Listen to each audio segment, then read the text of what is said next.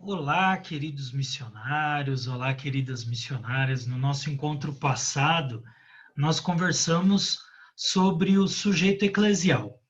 A gente falou sobre o modo como a gente pode entender o sujeito eclesial na perspectiva do Evangelho de Mateus, na perspectiva do discipulado de Jesus. E nessa aula de hoje, nesse nosso encontro de hoje, nós vamos conversar sobre como colocar essa ideia do sujeito eclesial, da pessoa madura na fé, da pessoa que assume o seu discipulado, em prática na nossa pastoral, no nosso trabalho pastoral, no nosso trabalho missionário, no nosso trabalho de evangelização. Então, o que eu quero combinar com vocês desde já, para vocês entenderem qual é esse nosso cenário, é o seguinte: lá na primeira aula, nós conversamos sobre quem é esse sujeito eclesial. Hoje, nós vamos conversar sobre o perfil da liderança. Muitos de vocês são líderes nas suas comunidades, nas suas paróquias e nas suas dioceses. E vocês são, de alguma maneira, tanto sujeitos como formadores de sujeitos eclesiais. E a gente vai falar um pouquinho disso. Para no nosso próximo encontro conversarmos sobre o trabalho em grupo. E, por fim, lá no nosso último, quarto encontro, conversarmos sobre projeto pastoral, como montar um projeto para colocar tudo isso em prática.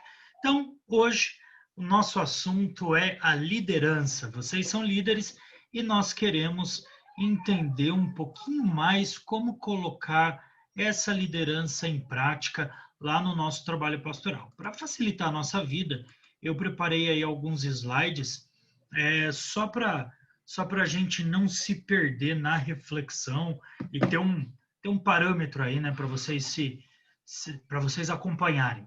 Bom, então dentro do nosso assunto, que é metodologia e planejamento participativo, hoje o nosso tema é a liderança. Primeira coisa importante para entender é que cada um de vocês, líderes, missionários e missionárias, são, antes de tudo, cristãos. Se a gente não entende que cada líder, que cada sujeito eclesial assume primeiramente o seu papel como batizado, o seu papel como discípulo de Jesus, a gente pode cair numa ideia muito fria, muito organizacional aí num sentido pejorativo. E isso pode fazer com que a gente burocratize o nosso trabalho pastoral. Quem nunca viu aquele líder, aquele coordenador, aquela coordenadora que se sente dono, dona da pastoral que coordena? Quem nunca viu aquele líder que se acha acima do grupo? Ou aquele líder que não consegue ter a sensibilidade para entender quais são os desafios e as motivações que as pessoas trazem da sua vida concreta. Afinal, cada pessoa que vai lá na comunidade, que trabalha junto da comunidade, ela tem a sua vida também fora da comunidade. E ela traz da sua vida familiar, do seu emprego, trabalho, lá da sua vida no bairro, da sua vida na sociedade, as motivações e também as dificuldades da sua vida de cristãos. Se o líder não tem uma sensibilidade de perceber que essa pessoa vem de uma situação concreta, ele vira um grande burocrata pastoral. E isso é muito ruim. Nós vamos ver um pouquinho sobre isso mais adiante. Então, num primeiro momento, cada um deve assumir a sua missão como batizado, como batizada. Isso é fundamental. E aí você pode pensar, nossa, Welder, mas como que funciona isso? Missão de batizado, de batizada, o que é isso? É só questão sacramental? Não, é muito mais do que isso, né? É a vida de cristão, é a vida daquele que se coloca para caminhar junto com Jesus e tenta experimentar o seu evangelho. E para a gente suscitar, para a gente valorizar essa vivência cristã, o caminho é a espiritualidade cristã. Fica aqui uma dica para vocês. Um tempo atrás, eu participei de uma webinar promovida em parceria com a FAJOP, a Faculdade João Paulo II de Marília, junto com a irmã Elizabeth, que faz toda a animação missionária aí com vocês, e nós falamos sobre a espiritualidade na internet. Porém, antes de falar da espiritualidade na internet, eu falei um pouquinho sobre o que é espiritualidade, inclusive usando aquele evangelho de Marta e de Maria, que muitas vezes a gente entende na perspectiva do rezar e do trabalhar. Não é isso. Se vocês quiserem saber o que é, assiste lá. E também o livro de Jonas, lá no Antigo Testamento. Para quem quiser procurar, coloca lá, espiritualidade cristã no sexto continente. Vai ser o primeiro vídeo que vai aparecer. Se quiser pôr fajopa também ajuda muito. Espiritualidade cristã no sexto continente. Mas, enfim, a espiritualidade ela acontece à medida que a gente, através dos momentos de oração, dos momentos de intimidade com Deus, consegue abrir a nossa vida para que Deus, para que a mensagem de Jesus e do seu evangelho se façam presença na nossa vida. Então, no fundo, a espiritualidade ela é mais do que um momento de oração. A gente tem espiritualidade de batizados e batizadas à medida que a gente consegue fazer com que essa espiritualidade seja um canal aberto na nossa vida para que Deus participe, para que Deus faça parte da nossa vida. Então, em primeiro lugar, o bom líder, ele faz do seu grupo um grupo que cultiva a espiritualidade. E cultivar a espiritualidade é muito mais do que fazer momentos de oração. O Helder, então devemos parar de rezar antes das reuniões? Nunca, não foi isso que eu quis dizer. Temos que rezar sim. Porém, a gente muitas vezes faz umas orações muito burocráticas, faz umas orações para cumprir preceito.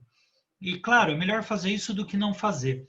Mas a gente deve repensar a oração cristã, sobretudo em ambiente pastoral, para que essa oração realmente nos leve a experimentar quem é Jesus e o que Jesus quer para o nosso trabalho. Então, primeira mensagem, o bom líder pastoral, ele assume, antes de mais nada, a sua vida de batizado, a sua vida de batizada, e busca vivenciar na sua prática a mensagem do Evangelho. E isso é interessante que acontece tanto na vida eclesial, acontece quando a gente está lá na nossa reunião de pastoral, mas acontece também na nossa vida social, na nossa vida familiar. Somos cristãos em todo lugar aonde nós vamos. E isso não significa que a gente tem que ficar falando de Jesus em todo lugar onde nós vamos. Tem uma frase atribuída a São Francisco de Assis, onde ele fala o seguinte: anuncie o evangelho sempre. Se for preciso, use as palavras.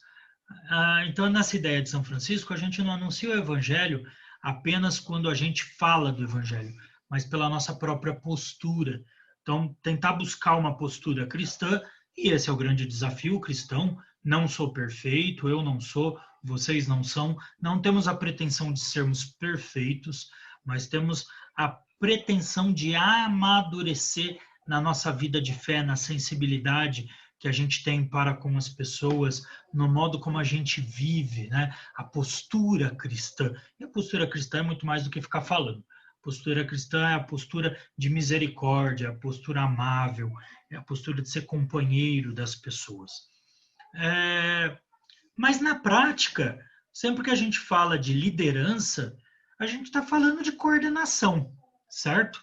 Muitos de vocês são coordenadores, seja de uma pastoral específica, seja do Comipa, seja do Comide, mas trabalham muito em instâncias de coordenação. E, ultimamente, a gente ouve muitos pastoralistas, aqueles teólogos que trabalham com pastoral, mas também a igreja, também as pessoas que trabalham com catequese, falar que a gente tem que dar um passo além. Mais do que o coordenador, a gente deveria trabalhar com coordenação, ou seja, equipe de coordenação, na ideia de uma liderança compartilhada. Se a gente concentra a coordenação, seja qual coordenação for, nas costas de uma pessoa, a gente começa a entender a coordenação como um cargo de poder, como um cargo onde a pessoa deve falar o que é certo, o que é errado, o que se deve fazer, o que não se deve fazer. E acredito que desde o Concílio Vaticano II, onde a Igreja vem falando de sinodalidade, a gente está mudando muito a maneira como percebe o trabalho de coordenação. O que é a sinodalidade? Sinodalidade vem da ideia de uma igreja sinodal, de uma igreja que decide as coisas em conjunto.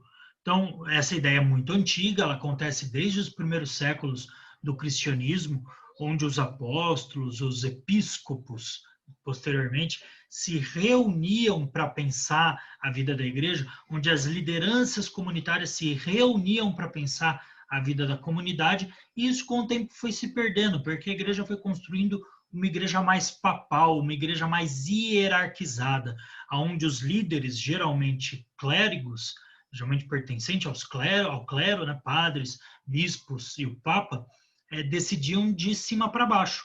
O Concílio Vaticano tenta quebrar, o Vaticano II tenta quebrar um pouquinho com isso, trazendo a ideia de sinodalidade.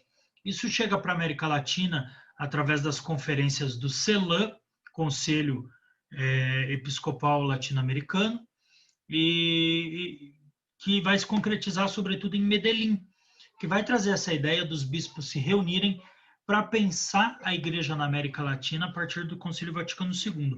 Daí depois de Medellín vem Puebla, Santo Domingo e Aparecida. Tá?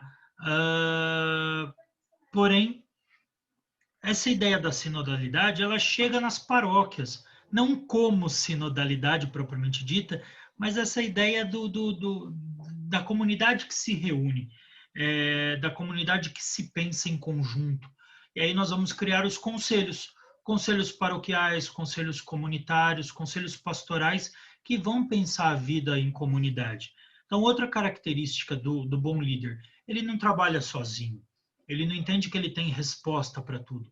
O líder não é aquele que tem resposta, mas o líder é aquele que cria um ambiente de sinodalidade, aquele que cria um ambiente onde as pessoas pensam junto, conversam juntas sobre a comunidade, sobre os seus desafios e sobre os caminhos que elas querem seguir. Então, a grande preocupação do bom líder deve ser qual o caminho queremos. Esse slide nós vamos repetir muitas vezes nas outras aulas, para a gente entender o seguinte, nos outros encontros, desculpem, a gente que é professor acostuma que tudo é aula, né? Aqui a gente está num encontro, perdão. Mas nós vamos repetir pelo seguinte, o bom líder, ele não discute as coisas da sua cabeça e nem com machismo, mas ele entende que ele deve dialogar com instâncias diferentes da igreja. Então, quando a gente vai pensar a partir de uma dificuldade ou de uma realidade concreta que a gente tem lá na nossa comunidade, na nossa paróquia, na nossa diocese, a gente vai estabelecer um diálogo daquela dificuldade com aquilo que o Papa e os organismos da Santa Sé falam. E aqui, quando eu trato de organismos da Santa Sé, eu estou querendo falar das congregações, né?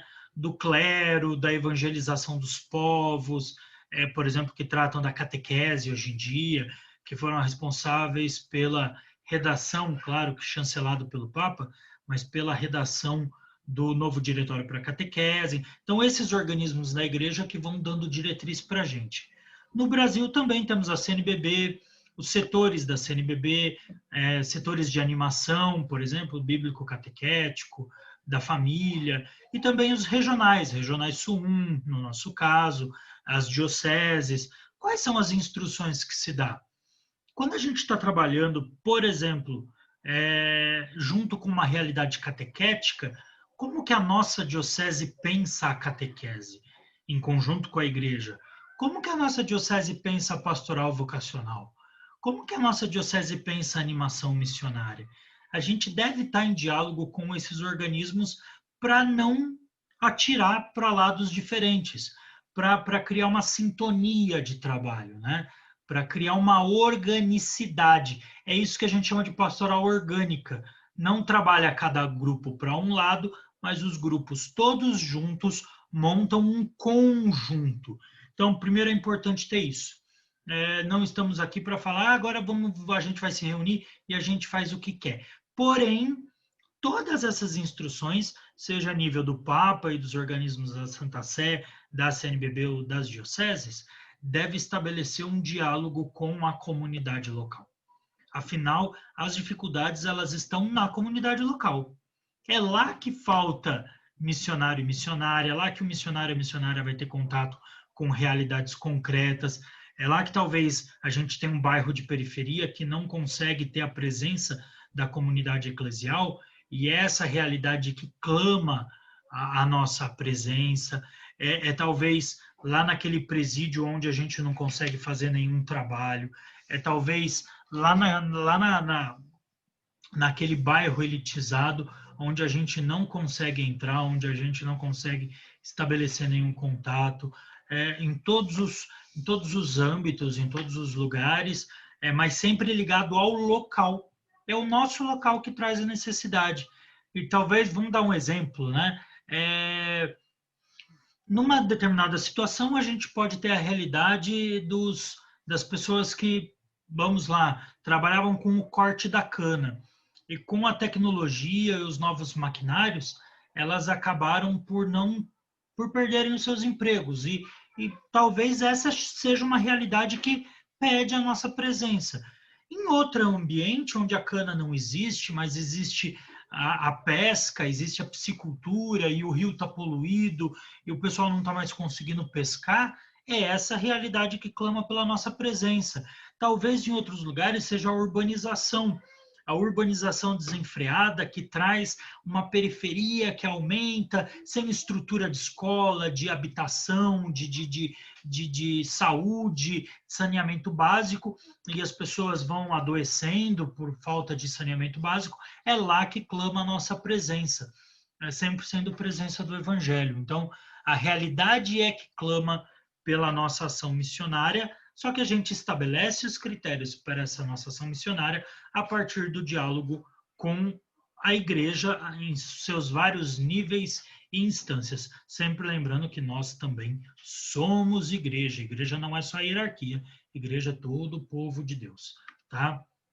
Mas o líder, então, ele vai ser aquele que, em comunhão com esses organismos, porque ele participa desses organismos, seja em nível paroquial, diocesano, regional, de província eclesiástica, nacional, por ter contato com essas instâncias eclesiais e por entender quais são as diretrizes, oferece para o seu grupo pastoral as diretrizes. Então, uma das funções do líder em ambiente eclesial, no ambiente da igreja, é garantir a comunhão com as instâncias eclesiais. Outra característica do líder é buscar organizar o trabalho da equipe.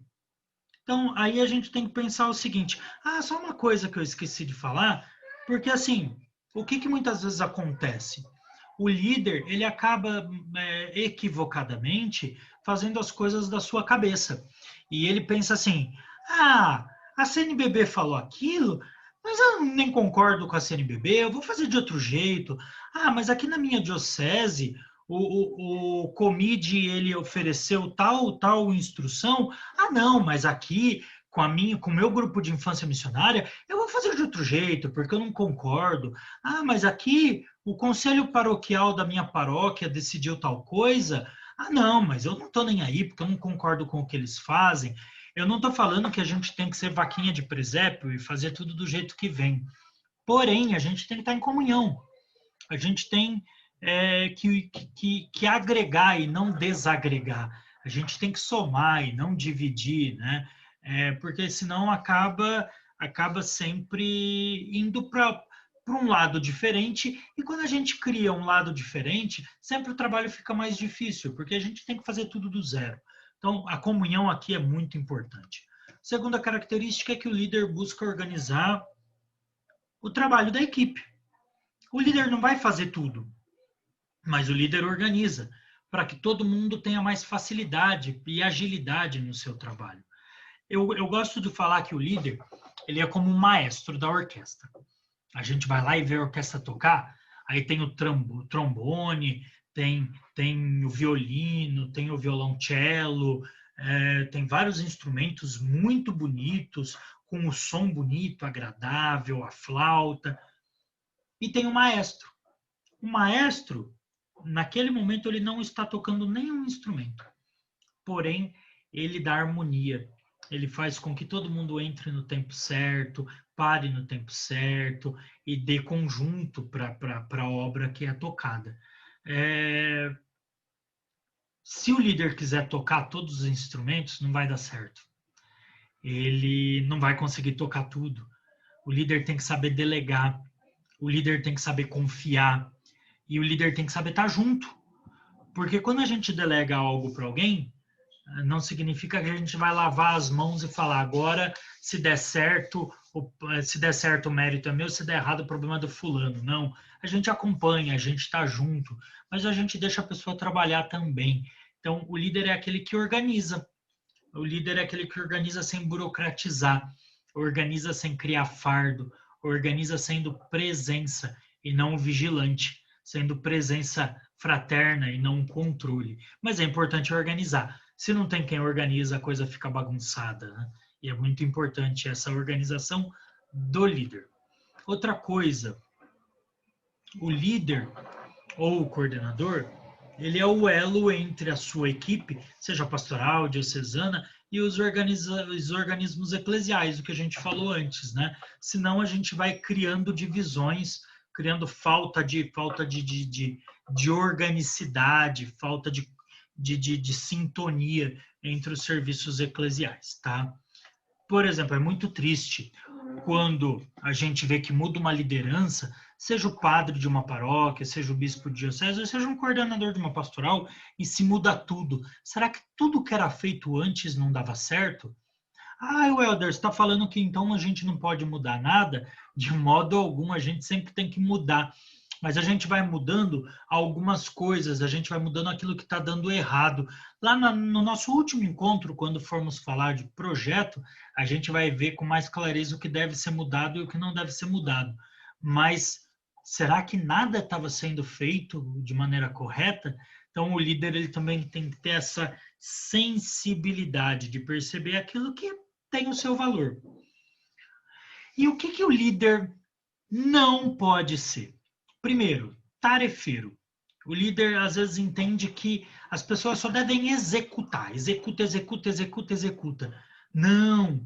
As equipes também devem ajudar a pensar os trabalhos. As equipes também devem ajudar a pensar as próprias equipes, a função de cada um, qual o caminho que querem seguir, para onde querem ir. Isso também é função da equipe. O líder não pode ser centralizador. Lembram? Ele é maestro. Se ele quiser tocar tudo, não vai dar certo. E aí a gente tem aqueles líderes, aqueles coordenadores que falam assim: eu sou coordenador porque se eu sair, ninguém assume. Aí sinto muito dizer, mas se ninguém assume, é porque você não foi um bom líder.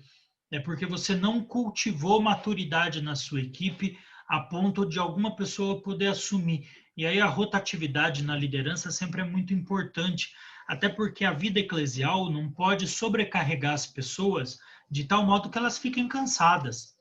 Muitas vezes as pessoas saem da vida da igreja, da paróquia, da comunidade, porque elas se cansam. A gente sabe, no mundo de hoje, o emprego é cansativo, a gente trabalha, estuda, cuida da casa, dos filhos, de tudo, da vida e ainda da igreja.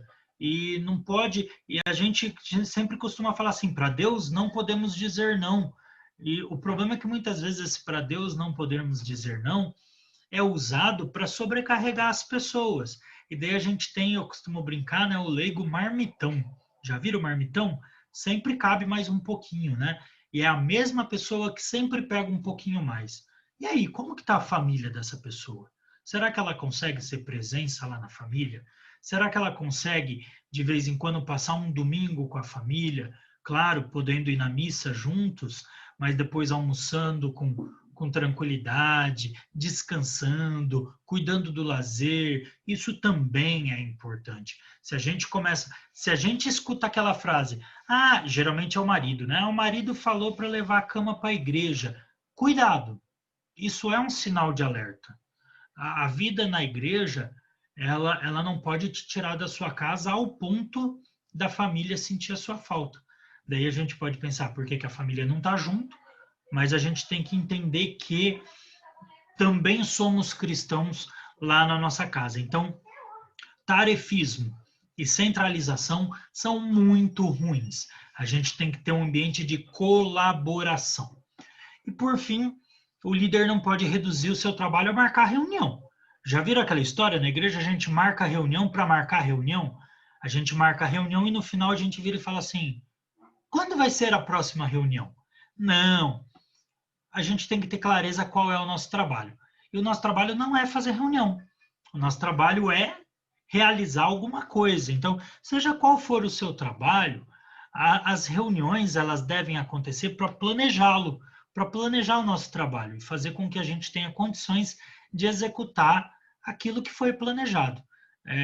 Então, se o nosso trabalho é se reunir com o grupo da infância missionária, é lá que vai acontecer. Claro que quando é algo que tem dia e hora marcada e é regular, como é o caso da infância missionária, se torna muito mais fácil, né? Mas vamos dar um exemplo.